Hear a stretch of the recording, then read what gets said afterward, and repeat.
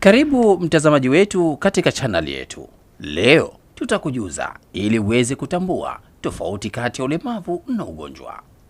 Ugonjwa ni hali ya kiafya inayotokea pale ambapo mwili au akili ya mwanadamu haifanyi kazi kawaida.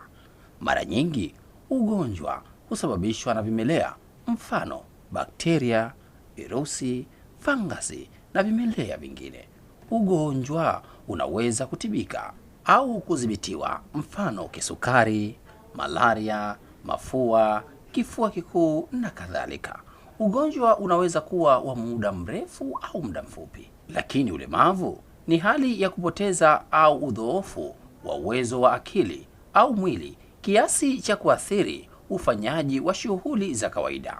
Ulemavu hutokana na sababu mbalimbali kama vile matokeo ya ugonjwa, mfano kupooza baada ya kupata kiharusi, ajali hupelekea kukatwa mguu au mkono, hali za kuzaliwa nazo, mfano ulemavu wa uoni au ulemavu wa uziwi.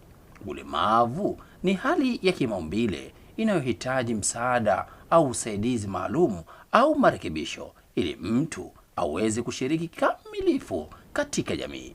Mtu mwenye ulemavu anaweza kuwa na afya bora na imara kuliko mtu ambaye hana ulemavu.